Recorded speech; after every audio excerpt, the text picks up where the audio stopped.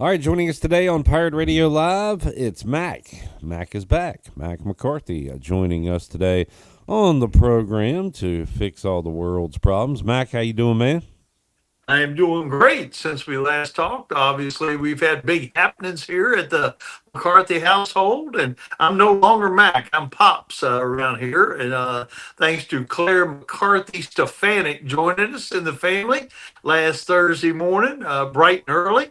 And it's been exciting to have our first grandchild, and we've had a lot going on. Well, everybody healthy and happy and everything? Everybody is good. Katie and baby went home on Sunday, and they are adjusting to the no sleep routine and feeding every 2 hours, etc. All that goes along with having a brand newborn. Oh man, what a time! And now you get to experience just the good parts of seeing a kid grow up, right? The grandparent part. That's right. I can show up when I want, give her back when I want, but right now we can't get enough of her for sure. That's awesome, man! Congratulations to you and the family, Coach Thanks. Mack, aka Pops, joining us here today. Coach Mack, I think this dropped last Tuesday afternoon, and would have been perfect to talk about then with you, but we had already recorded with you. But I wanted to bring this up before I forget again. So we're going to start with college basketball today.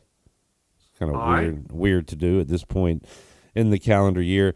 But this from NCAA.org. Panel approves changes to enhance the flow of the men's basketball game. Well, that sounds good. I can go with that. Yeah. Um, Here are some of the ways they want to do that. Changes include a coach's challenge at any point on a game to review out of bounds calls, basket interference, goaltending, and whether a secondary defender was in the restricted area. The panel also approved modifications to rule the on continuous motion on field goal attempts. There's some other things as well, including they address delay of game tactics. They're going to limit time spent at the monitor, improve game administration efficiency, and reduce physicality. So, Mac, have you read through these changes to help the flow of the game? And if so, any thoughts on them? I heard about most of them. I think the limiting physicality would be a great step, but each year they kind of do that, and then it starts in November and lasts till the middle of December, and then Right. comes January and everything goes back to normal. Limiting the time for review, I would love that. I would love that to be something specific. I would love that to be 60 seconds or whatever you want to put it at. But there's no reason to have a 2, 3, 4 minute review if it's that close of a call, then go with the call that they made on the floor. There's no reason to spend all that time over there at the monitor. I would love to see the specifics of what they have in mind there. But those are the two that kind of caught my eye, if you will. One thing I expected them to do was maybe go to the four quarters rather than the two halves, but I haven't seen any further discussion of that. Were you still coaching when we had reviews put in, or were you in the non-review era? No, there were some reviews, but it was minimal. It Yeah. wasn't anything like it is now. And to be honest, they give the coaches a review, and I think depending on how that goes, uh, you kind of have that now. If a coach has a good enough relationship and has the back and forth, the officials will generally go look if they really want it to. But this may be a way to cut some of that down. If the coaches don't, really ask for a review, then the officials may think, well, maybe we don't need to look at it. So Yeah. that might actually cut down on some of the reviews. Yeah, and I mean nowadays they go to the monitor a lot on like fouls and things like that. Was there an elbow? Was there a Yeah. intent to hurt and all that stuff? So yeah, if they could maybe speed some of that along, it would be nice. Yeah, and if you're if you're at the game, it's a different feeling. Those reviews can seem like it takes forever. If Oh you're at yeah. home, you just go to the refrigerator again. What do you think about the? You might have said it there about coaches having a challenge or two in their pocket. Would you have liked to have that when you were coaching? Yeah, but I wouldn't have had enough.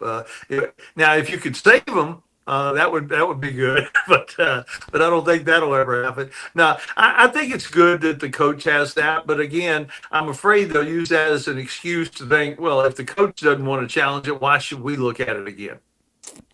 Mac, what's a rule that has kind of gone by the wayside you'd like to see maybe return again? I mean, do they call 3 seconds anymore? Would it be like palming the basketball or traveling or any? I mean, is there's something that should be called more than is called in today's basketball? Yeah, you don't want to put any more in somebody's hands than they can handle, but Yeah. palming the basketball is something that it really goes on way too much. I mean, when you see these guys make the moves and they break the guy's ankle and make the guy fall down, generally the offensive player has caught that ball and changed direction. And in the NBA it's one thing, but in college, that would be one thing that I wish they would call a little bit more of. 3 seconds is also something, although that hasn't been as big a factor. And of course, there aren't many back to the basket centers and that kind of thing. And of course, you did have a little bit of a situation with a bunch of big players for Florida this year, and they end up winning it all. I think you could take care of that by making the lane the same width as the NBA or the international lane, and I think then you'd have a clear distinction. Of course, that might change the game too much in some people's mind because it would almost eliminate back to the basket post play, which I still think has a place in the game today.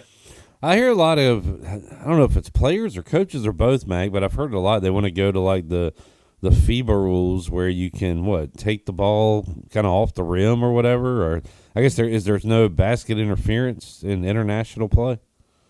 Yeah, there is, but it's limited, and yeah, you can take it off the rim, but I don't think that would be a good thing. You got so many big people, many athletic people, and Yeah. and again, yeah, it would eliminate one controversial call, but I don't think that it would enhance the game. I really don't.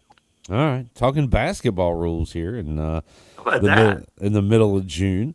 But wanted to address that with that coming out last Tuesday after we had talked to Mack McCarthy. Coach Mack, what are we? Hey, we had a no hitter in the College World Series. Just missed a perfect game yesterday. Pitcher for Arkansas against Murray State, and coming down to the wire there in Omaha. You following that? You watching any? I don't know, NBA. I know you're not watching hockey. What are you watching these days? Watched a lot of golf the other day, and I've watched some College World Series, and I'm sure we'll talk about the golf too. But looks like LSU is going to eliminate UCLA, I guess. And but yeah, the no hitter was impressive. Arkansas, it might be the best team there, although they got off to a tough start by having to face LSU right out of the gate. And it brings up the question, like we have in college football: do you want to reseed Reseed. things, or even the Final Four in basketball? Do you want to reseed once you get out there? Because I think pretty clearly, sadly to say, the best two teams played in the first round, and they're in the same bracket. So there's no chance of the best two teams meeting in the finals, I guess. Yeah, and could get Coastal Carolina against one of those SEC Yeah. powerhouses, and Coastal will just try to keep on winning, which they've done this entire postseason. But they have been an impressive story, Mac, and we saw them up close and personal. We being East Carolina a couple weeks ago. Right.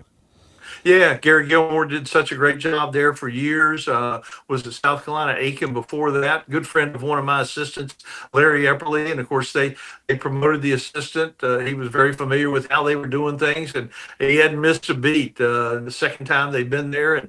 And they've got a chance with their pitching ability.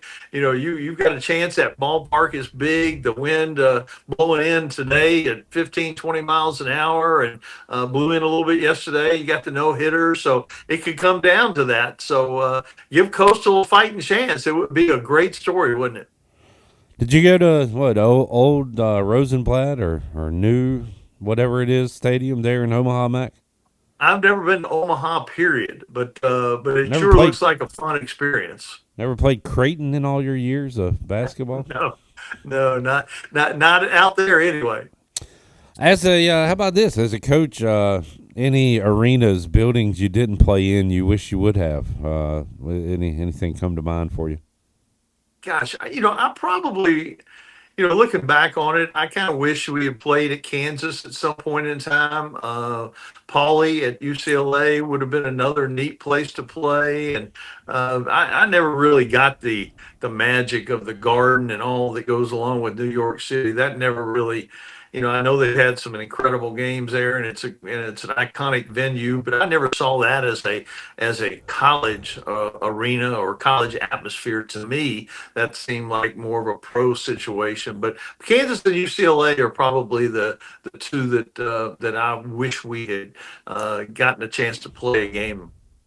There you go. All right, you mentioned golf earlier, and Greg Hudson and I, at different times on Thursday when we saw the leaderboard, both said, "Hey, Warren Spahn is in the lead," and nobody laughed because nobody knew what we were talking about, and it's not very funny. Mac laughed. That's good.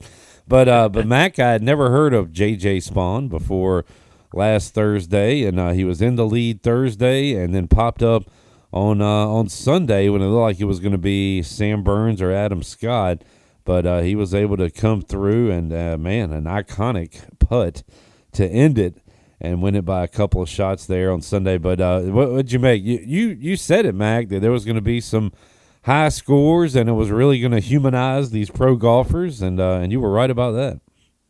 Yeah, it's an incredible story, and I'm so glad for golf and for the tournament, and obviously for JJ Spawn that he knocked that putt in because even if he two putts, this isn't nearly the drama that it was because it would have still felt like people gave it away rather than he won it. But birdie in the last two holes, knocking in a 64-foot putt, it had a feel good ending, despite the fact that the big story of the day was everybody choking with.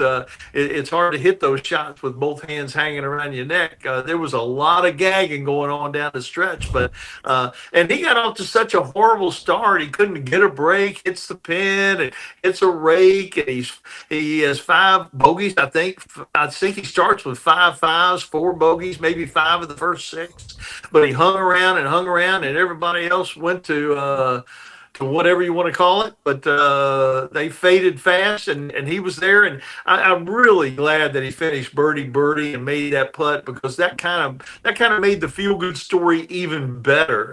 And what a story he is with all that he's gone through with the diabetes and the weight and the struggle. Yeah, he saw a little bit of it. You saw a little bit. The only reason I knew his name was because I remembered he finished second at the Players earlier this year. But other than that, I had never heard of him.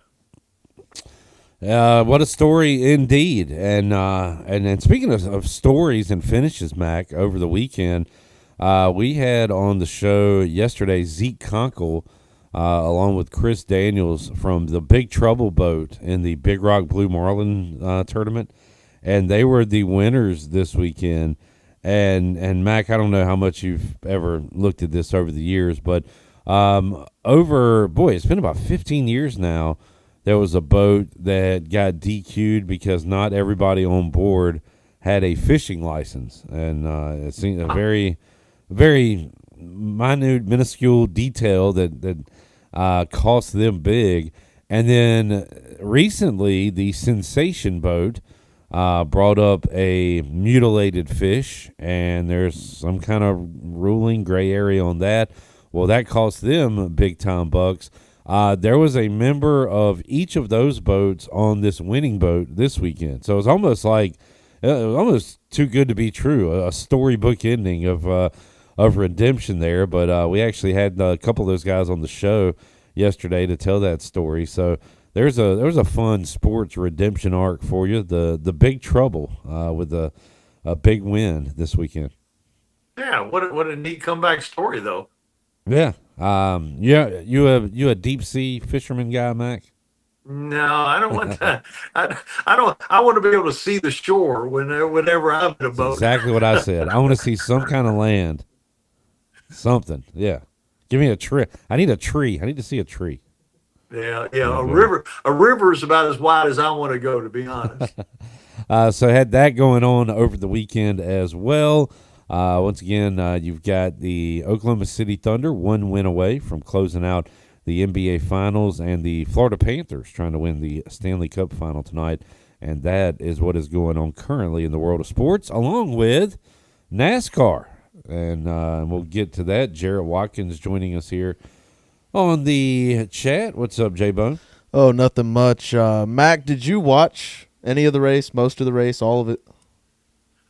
Sadly, I watched all of it. I had two screens going, obviously, with a little golf and a little NASCAR, and I kind of felt good about SVG and his chances, but I had some guys up there at different times thinking I might steal a win. But anytime Kyle Busch can get wrecked and Hocevar continues to make enemies, I'm pretty happy with the outcome.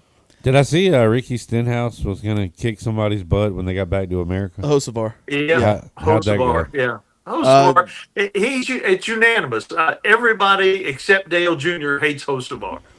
And Ricky Stenhouse is Ricky Stenhouse, right? Yeah. So this Hocevar guy's even worse than Hocevar him? was a lap down, couple laps down, and he was just getting in the way and caused Recchi to wreck. Yeah. So I didn't really watch any. I watched half a lap. I saw the wipers going, and I was like, I'm just not interested. I'm not watching this. I hate road courses. I hate when they race in the rain.